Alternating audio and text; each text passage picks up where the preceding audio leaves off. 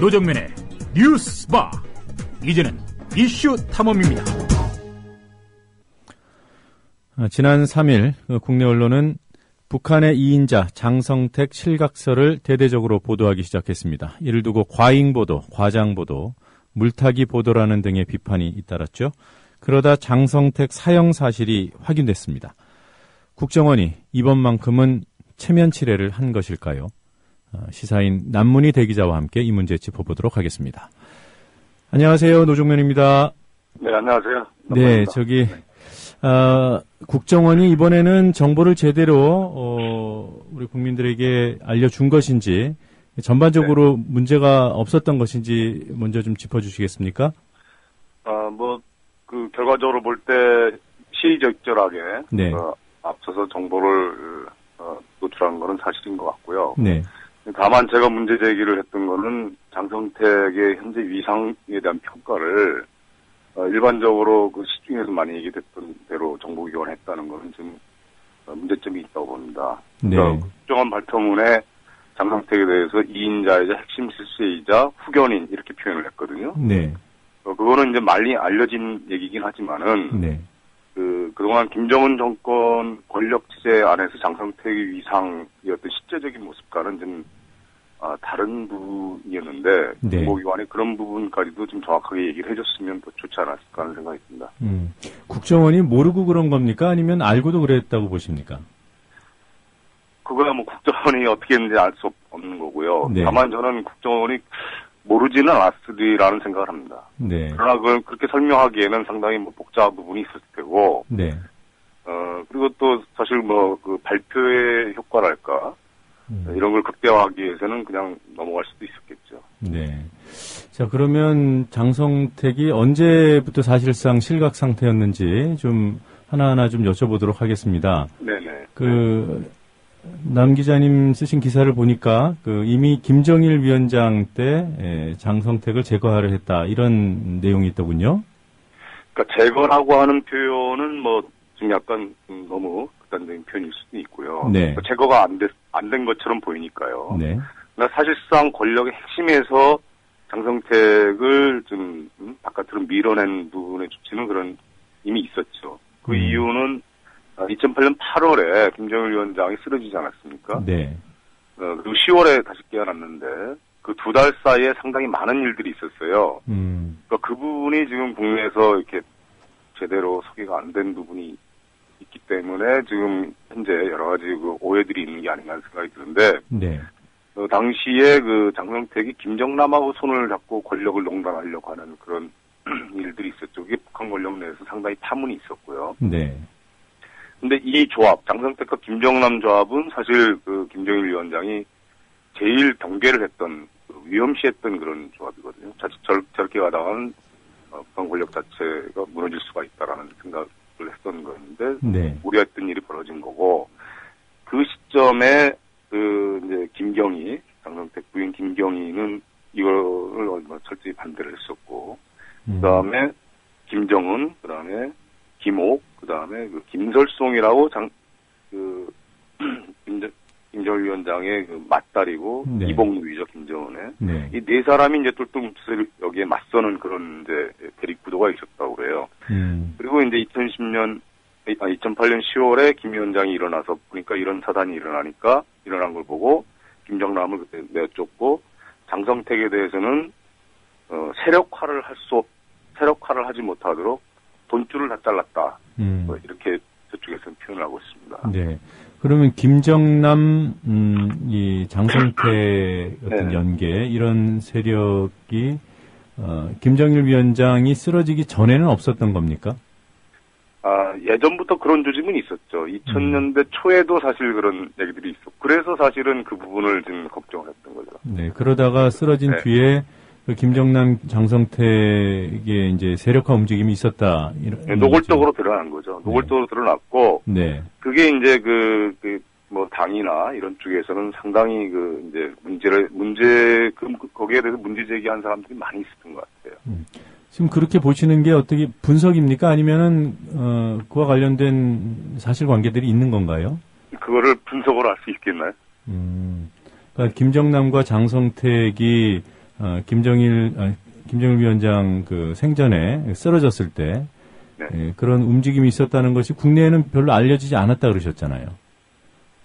근데 일부 아는 전문가들도 있어요. 근데 그 북한 정보라는 거는 네. 그 일종의 그 비대칭성이랄까 이게 불균등성이 굉장히 강한 곳입니다. 네. 그러니까 어느 한쪽에서 아는 것이 다 아는 것으로 생각하면 안 되죠. 네.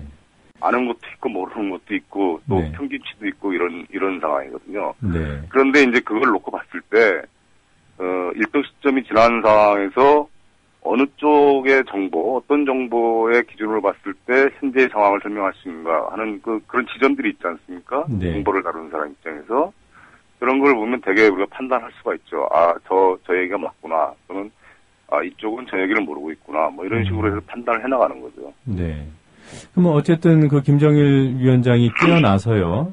네. 그 본인이 의도한 대로 김정남과 장성택의 연결고리를 끊고 장성택의 세력화를 막아내고 이런 것은 성공했다고 보시는 거죠? 그렇죠. 예, 그런 작업을 계속 해왔던 거죠. 네. 그러면 그리고 장성택은 거기에 맞서서 네. 자기가 살아남기 위해서도 그렇고 살아남기 위해서 세력화가 어느 정도 필요하니까 할 수 있는 방법은 어떻게 하든지 일종의 저는 그걸 김정일 위원장의 주술이라고 생각을 하는데 네. 주술이라는 표현을 쓰는데 어떻게 하든지 돈줄을 잡아야 되는 거죠. 그래서 이제 장성택이 했던 거는 자기가 그나마 유지하고 있던 당 행정부 그리고 당 행정부에서 사실은 그 일종의 돈벌이 기구로 베이징에 주로 나왔던 게 이제 하병투자위원회나 이런 외자유치 기관들이 있거든요. 네. 그런 걸 통해서 어떻게 하든지 외자를 끌어들여갖고 돈을 벌어들이려고 하는 그런 움직임을 계속 해왔던 거죠. 네. 그리고 이제 그런 과정에서 사실은 또 무리를 하게 됐잖아요. 네. 북한이 현실에서 외자유치라는 게 지금 당장 쉽지 않은 상황에서 여러 가지 무리수를 두게 되고 또 그 무리수를 두게 된 걸 또 이 장성택을 또 관찰하고 감시하는 또 이제 주식들은 또 계속 지켜보고 있고. 네. 그게 이제 이번에 피현된 게 12월 13일 날 조선중앙통신에서 이제 장성택에게 사형까지 언급하게 되는 데 있어요. 여러 가지 나열된 제목들 있죠. 네. 예, 그걸 보면 대략 그런 과정에서 등장한 것이다라고 볼 수 있을 것 같습니다. 네. 그 김정일 사후에 그 장성택이 혹시라도 다시 세력화를 하려는 그런 시도들을 했나요?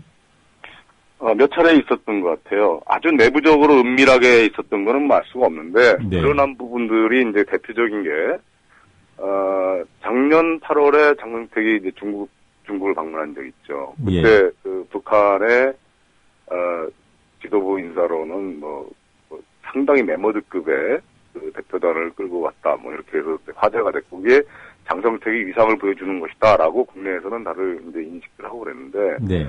근데 그때 그 배경이 당시 북한 내에서는 상당히 반대를 했었다고 그래요. 당이나 이런 쪽에서는 지금 그럴 시점이 아니다. 그런데 당이 이제 우겨갖고 자기가 가서 북한이 이제 그때 경제 개발하려고 하고 경제 개선 조치를 하려고 하고 그러지 않았습니까? 예. 거기에 필요한 자금을 중국으로부터 끌어들이겠다. 그걸 하고 갔는데 결과적으로는 그렇게 못 됐죠. 근데 그런 시도가 뭐냐면은 이 김정은 정권이 이제 출범한 지 얼마 안 돼서 아직 세팅이 완료되지 않은 그런 상황이기 때문에 그런 상황에서 자기가 그런 걸 통해서 자기 입지를 좀 더 공고히 좀 강화하려고 하는 그런 시도로 일단 보여졌던 거죠. 근데 그런 부분들이 예. 권력 내의 장을 견제했던 세력들 입장에서는 저 사람이 계속 그렇게 뭔가 시도를 하는구나라고 이제 봤을 수 있죠. 그것이 이제 실패하고 나서 북한이 이제 작년 말부터 장거리 로켓 발사하고 금년 네. 2월에 핵실험을 하지 않았습니까? 예. 그렇게 강경기조로 가는 그 흐름 속에서 장성택의 가택연금이 이런 얘기가 금년 2월, 3월에 나왔던 이제 그런 연장선이 아닌가 하는 생각이 듭니다. 그리고 사실 최근에 대표적인 것들 중에서 제가 볼 때는 드러난 거는 뭐냐면은 일본 쪽하고의 어떤 접촉선을 유지하려고 했던 부분인 것 같아요. 그러니까 작년에는 중국을 통해서 돈을 끌어들이려고 했던 거고, 그게 실패하니까, 이제 일본 쪽으로 방향을 돌리려고 흐름이 있었죠. 11월 6일 날 안토니오 이노키 의원이 이제 평양을 방문했을 때 그때 만났던 사람이 장성택이거든요. 올해요. 네. 예, 그렇죠. 안토니오 이노키 당국은 아베 일본 총리가 그동안 당국을 추진해왔는데 그거에 대한 정부 수진 내지 타진을 위한 것이라고 저는 보는데 아베가 방북할 경우에 북일 간에 여러 가지 프로젝트를 진행하려고 했던 분들이 있는 것 같아요. 제가 그동안 몇 차례 보도하기도 했고 그렇지만은 남포에 일본 공단을 만든다 할지 얼마 전에 제가 파악한 거는 원산에 일본의 어떤 산업공단을 크게 만들려고 하는 시도도 있었다라는 얘기들이 있는데 네. 그런 프로젝트를 이제 장이 나름대로 이렇게 주도를 하면서 그렇게 되면 생기는 게 많이 있지 않겠어요? 네. 북한의 위상도 다시 확보할 수 있고 그런 시도를 했던 것 같습니다. 예. 근데 이제 북한 권력의 핵심에서 장과 이렇게 대립적인 위치에 섰던 사람들은 그런 걸 보면은 이게 그냥 넘어갈 수 없겠구나 하는 생각을 하지 않았을까 하는 생각이 듭니다. 조금 전에 말씀해주신 내용을 간단하게 좀 정리를 해보면 2012년 8월, 작년 8월에 중국 방문한 것이 나름대로는 일종의 재기를 노린 것인데 그게 이제 실패로 돌아갔고요. 그렇죠. 그러다가 올 2월에 가택연금 말씀을 하셨어요. 네네네. 예. 그런데 올해 11월 6일에는 또 뭔가 시도를 했단 말이에요. 안토니오 이노키를 만나는 것 등등을. 네. 그럼 어떻게 되는 겁니까?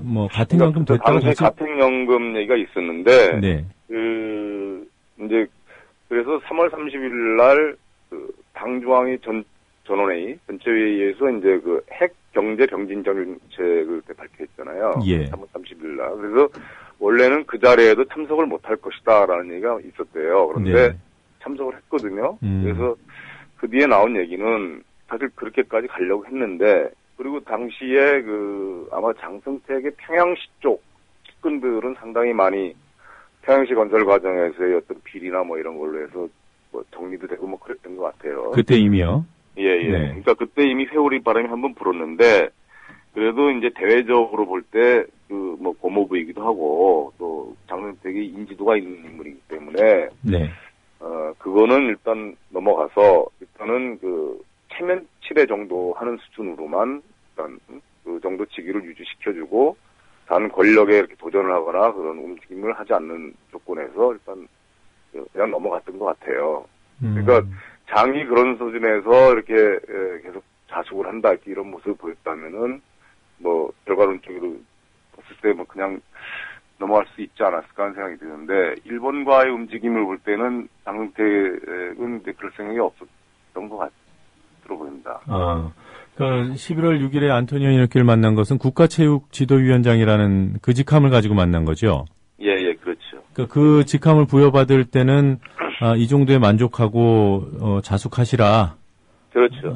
그런 신호였는데 그럼에도 불구하고 나름대로 뭔가를 시도한 것으로 북한 권부에서는 봤다. 이렇게 분석하시는 거죠?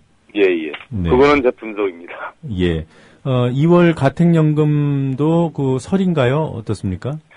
가택연금에 대해서는 당시 언론 보도를 보면은 네. 여러 군데서 포착을 한 흐름이 있어요. 네. 그러니까 그거는 이제 많이 알려진 것 같아요. 예. 크게 주목을 못 받고 그냥 넘어간 거죠. 네. 그 뒤로도 장성택이 국가체육지도위원회 위원장 이런 타이틀을 가지고 움직이고 그러니까 그냥 넘어갔다는 생각이 드는데 그거는 사실이었던 것 같아요. 예. 지금 남 기자님 말씀을 들어보면 이 정도 흐름이고 이 정도의 일들이 지금 말씀하신 것 중에 상당수는 이미 사실로 확인된 내용들 아니겠습니까? 네. 그러니까 작년 8월에 중국을 방문한 것도 그렇고요. 네. 그러면 국정원이 이런 상황을 아무리 국정원의 대북 정보력이 떨어졌다고 하더라도 모를 리 없었을 거라고 생각을 하는데요. 네네. 근데 지난 12월 3일에 국정원이 국회에 보고할 때는 아까 말씀대로 장성택은 북한 정권의 핵심 사실상 2인자 김정은 정권의 후견인 이런 얘기를 진짜로 했단 말이에요. 네네. 어떤 의미일까요? 저도 국정원이 이걸 모르고 그런 표현을 썼다고 생각하지는 않습니다. 네. 장성택의 영향력이 떨어졌다는 거는 사실은 작년 9월부터 나온 얘기예요. 예. 그러니까 작년 8월에 공식적으로 드러난 건 약간 공식적인 아니지만 하여튼 비공식적으로 알려진 건 비트러니가 제가 이제 들어갔을 때 만났던 인물이 장성택이었고 8월에 또 장성택이 중국에도 등장했고, 그러니까 8월까지는 나름대로 영향력을 유지했다라는 게 이제 알려졌는데 9월 이후로는 사실은 장성택은 거의 사라지다시피 했거든요. 네. 9월 이후로 등장한 인물이 최룡해입니다. 네. 최룡해가 이제 움직이는 게 포착이 되고, 그래서 중국 쪽에서도 이미 장성택은 영향력을 상실한 게 아니냐라는 얘기가 이미 그때부터 나왔고, 미국도 그 얘기를 이제 정보기관이나 핵심 쪽에서는 알고 있었다고 보고 있고요. 네. 그런 사실을 우리 국정원이 모를 리가 없죠, 사실은. 저는 국정원의 어떤 정보 능력이 그렇게 우리가 보통 시중에서 얘기하는 것처럼 형편없다, 북한의 저런 것도 모른다, 이렇게 얘기를 상상할 수준은 아니라고 생각을 해요. 네. 국정원도 북한 정보에 대해서는 상당한 수준의 세계적인 수준이죠. 근데 최근에 지난번 국회에서 그런 발표한 그런 왜 장성택을 그렇게 표현했냐라는 것은 여러 가지로 해석할 수 있겠죠. 네. 일단은 그 과정을 다 설명하기가 어려운 부분이 있고요. 네. 일반적으로 장성택에 대해서 알려진 언론은 언론이나 우리 국내 대북 전문가들은 계속 장성택 얘기하면 2인자 후견이 다 해오지 않았습니까? 예. 그런 부분에 대해서 그 사이에 이러이러한 변화가 있었다는 걸 다 설명하기도 어려운 부분이 있을 테고. 네. 두 번째는 정치적인 효과라는 측면에서 장성택이라는 인물이 북한 체제에서 이렇게 아직도 비중이 큰 인물인데 이런 어떤 타격을 받고 있다고 했을 때 극적인 효과가 더 클 거고. 네. 그거야 이제 얼마든지 그렇게 추론할 수 있겠죠. 네. 사실 북한 정권의 권부인 핵심 인사고 2인자여야 뉴스 가치가 커지는 건 맞죠. 그렇죠. 네. 어떻게 보면 국정원이 그것을 노렸다고 볼 수도 있는 것이고 언론이 또 스스로 뉴스 가치를 키우기 위해서 굳이 과거에 이미 세를 잃은 사람이라는 얘기를 안 할 수도 있는 거고요. 그건 분석 영역이 있겠습니다만. 그러면 최근 국회 정보위원장 서상기 의원이 얘기한 대북 휴민트가 되살아나고 있다. 이 얘기도 네. 어떻게 보면 하나의 쇼에 해당하겠네요. 그러니까 어느 한 사안을 가지고 그런 표현을 할 수 있는가는 저는 의문이고요. 네. 휴민트가 되살아나기 위해서는 휴민트가 되살아날 수 있는 어떤 조건과 환경이 있어야 되잖아요. 예. 근데 그 조건과 환경이라는 거는 남북 간의 접촉이 활성화되는 거라고 저는 보거든요. 네. 근데 남북 간 접촉이 활성화돼 있지 않은데 무슨 휴민트가 살아날 조건과 환경이 어떻게 만들어지는 건지 모르겠습니다. 이 휴민트가 휴먼 인텔리전스의 합성어죠? 그렇죠. 예. 대인 정보 이 정도로 해석하면 됩니까? 그렇죠. 네. 탈북자 정보라든지 하여튼 어떤 식으로든지 북한에 누구를 북경에서 누가 만났다든지 남북 간 접촉이 있었다든지 이렇게 해야 휴민트가 형성이 되는 건데. 네. 지난 이명박 정부 5년 동안은 거의 차단되다시피 했잖아요. 네. 그런 상황에서는 휴민트 정보가 과거에 비해서 축소되는 건 당연한 거고 국정원의 정보 능력이 떨어졌다는 건 그런 상황에서 설명할 수가 있는 거죠. 네. 자, 지금 이 뉴스의 가치가 어느 정도인지, 잣대를 정확하게 어떻게 해야 될지 모르겠습니다만, 일단 지금 현재 주요 매체들, 종편, 또 지상파, 또 주요 신문들, 이들이 보도하고 있는 분량에 비추어서 볼 때 이 뉴스의 가치가 합당하다고 보시는지요? 이 뉴스, 장성택 실각과 관련한. 네네. 요즘 아직까지도 보면 네. 지상파 메인 뉴스들 네. 최소한 서너 꼭지씩 탑 부분에 배치하고 있고요. 오늘도 일면 대부분 다 해당 기사가 실렸고요. 글쎄요, 그분들이 그렇게 보도하는 거야. 그분들이 재량 상황이니까 뭐라고 할 수는 없겠지만은. 네. 최소한 사실 어떤 게 사실이고 또 어떤 게 합리적인 어떤 설명의 튀인지에 대해서는 분명히 짚어줄 필요는 있을 것 같아요. 그렇지 않고 네. 마치 대목 만난 것처럼 온갖 검증되지 않은 얘기들 서를 쏟아내는 게 과연 맞는 것인지에 대해서는 의문이 많죠. 그리고 그런 것이 사실은 우리가 북한 이해에 대해서 자꾸 실패를 하고 있다고 저는 보고 있는데요. 네. 이런 실패를 더 부추기는 요인이 되고 누구한테도 도움이 안 되는 거죠. 그런 거. 구체적인 사례로 기관총으로 처형을 했다. 처형 후에 화염 방사기를 사용했다. 이런 내용들은 확인된 내용입니까? 어떻습니까? 그건 전 잘 모르겠습니다. 그분들이 어떻게 확인했는지 좀 물어보고 싶은 대목이에요. 네. 국회의원이라는 사람들도 그런 얘기들을 하더군요. 글쎄요. 글쎄요. 뭐 자기들의 소스가 있는지는 모르겠는데, 글쎄요. 그건 뭐 저는 잘 모르겠습니다. 예. 뭐 전망이라면 이런 걸 해야 되지 않겠습니까? 앞으로 북한과 중국의 관계가 어떻게 될까? 네네. 남 기자님은 어떻게 보시는지요? 그러니까 아까 제가 말씀드린 것처럼 중국에서는 이미 작년 9월부터 네. 장성택의 영향력이 상당히 떨어졌다라고 지켜봐왔고, 네. 그건 이제 여러 가지 이유들이 있을 겁니다. 중국 쪽이 이제 북쪽에 전하고 싶은 메시지나 뭐 이런 또 흐름들이 있었을 텐데 장쪽 라인을 통했더니 잘 안 되더라. 뭐 이런 것들이 있지 않겠어요. 그리고 특히 금년 2월에 북한이 핵실험을 했는데 그 핵실험 과정에서 장성택 쪽에서 어떤 영향력 행사하지 못하더라. 이런 게 이제 가장 컸다고 보고. 네. 그 대표적으로 보면은 5월에 그 북중 관계에서 등장한 인물이 최룡해 아닙니까? 예. 북한의 어떤 특사로 최룡해가 등장했다는 거는 이미 이제 그 북중 간의 최대 채널이 그 최룡해로 바뀌었다는 거죠. 장성택은 아니고. 그 다음에 장성택이 그 다음에 움직인 거는 일본과의 채널로 등장을 했어요. 네. 이건 무슨 의미냐면 지금 중일 관계가 이 동북아시아에서 굉장히 안 좋잖아요. 시간각도를 둘러싸고도 그렇고. 네. 그런데 장성택이 사실은 일본을 등에 업으려고 하는 모습을 보인 걸로 볼 수가 있는 거죠. 중국 쪽에서는 당연히 그러면 장성택은 이제 뭐 반중은 아니더라도 친중은 아니구나. 뭐 이렇게 평가하는 거죠. 그래서 일부에서 자꾸 북중 간의 최대 그 파이프라인 장성택을 제거함으로써 중국이 굉장히 언짢아할 거라는 등 북중 관계가 이상해질 거라는 이렇게 얘기를 하는 거는 저는 안 맞다고 봅니다. 최근 흐름하고는 전혀 안 맞는 거고요. 예. 오히려 중국 입장에서는 굉장히 좀 요주의 인물로 봤을 수가 있죠.